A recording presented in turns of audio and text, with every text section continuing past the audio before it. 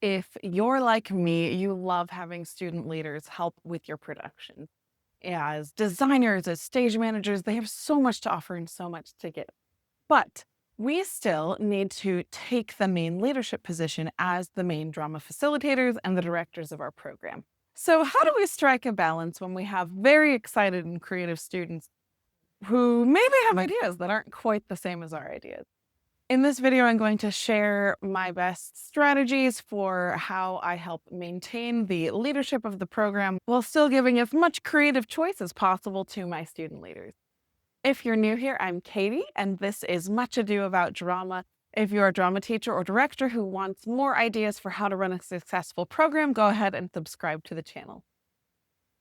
I also have a free drama teacher toolkit linked down below, has all kinds of goal setting, budget ideas, things that will help you with your program. So get that down below. And let's begin. So in my program, I would always have student stage managers, designers. I had a student technical director, and it's really great because they have so much creativity and they love the program. They love doing theater. So who better to have as the main people supporting you than the students themselves? It's a great learning opportunity, all good things. However, I did have some situations arise where students didn't necessarily follow the theater chain of command, as it were. And I had a situation in particular, for example, where one of my stage managers told me, "Oh, I actually switched who's doing the lighting board and who's being a crew member because XYZ." And I said, "Hold on, you need to ask me about that. If you have an idea for something like that, I think this person would actually be really great in this role. You're welcome to let me know. I will totally listen and hear you out explaining why. But it's not a change that you have the authority to make without getting my approval."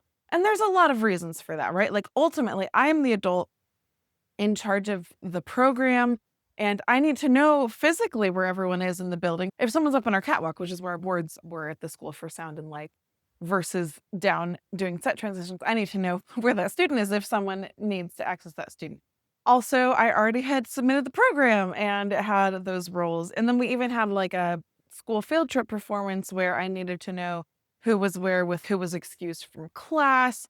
All these different things that you're juggling when you're the facilitator that make it where you need approval for something like that. So I had a respectful conversation with this particular student about how it's great that there's ideas, but you do need to actually check in with me and then we can work together to come up with a solution.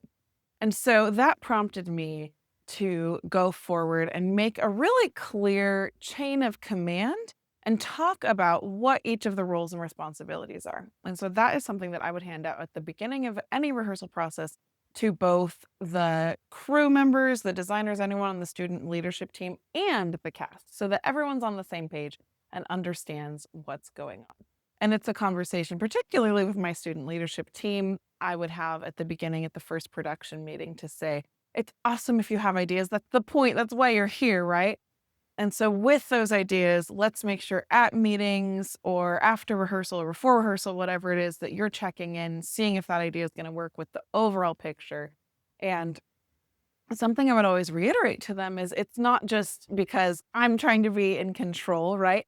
It's because this is actually for anyone who's interested in continuing theater after high school or, professionally, this is the way it works in the professional world too. And this is honestly the way it works in kind of any business, right? You have people who are put in charge of the overarching things and then they're delegated different tasks. So if you're the lighting designer, you have certain really specific tasks to do. But before you do something that's totally out of what you've talked to the director about, you need to check because I also have been talking to the costume designer and the set designer and all of those things. And I teach them how to talk to each other too. And we have production meetings and all of that so that we're collaborating and making sure everything's set and working well together. But if a major change is made, it always has to go through the director, just as in a business, you need to talk to your manager if you're going to do something that's not the standard operating procedures, right?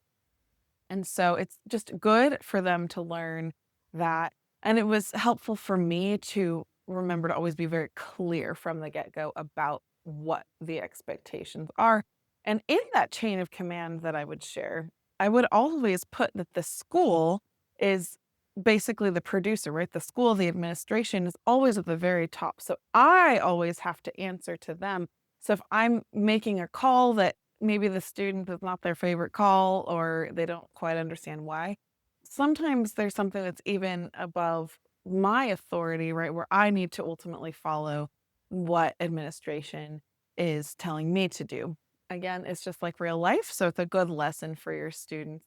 And I think with that, then I would say turn around and say, okay, where can I give them the free reign, the creative touch, the ability to make those decisions? So what I find is if each role is given a really clear list of responsibilities of, here's what you're designing, here's the creative things, here's when those things are due, and then they're given the trust that they will actually fulfill those responsibilities, it really helps with having them create really cool ideas and makes for a great production. And so we start with that clarity of here are the boundaries that you have, but then within those boundaries, go crazy, have fun, come up with really creative choices. And even if we have to end up reining in those choices a little bit, they have that trust and respect to come up with those ideas. It's also important to make sure the cast understands what the student leadership responsibilities are. So sometimes I would have student stage managers call a certain group, right? If someone was rehearsing a scene in the lobby, but their scene's coming up, I'll send a student stage manager out to come get that group. And so I made it really clear to the cast that if that stage manager is coming out, they are acting as my voice in that moment. So it's really important that you are listening to fellow students.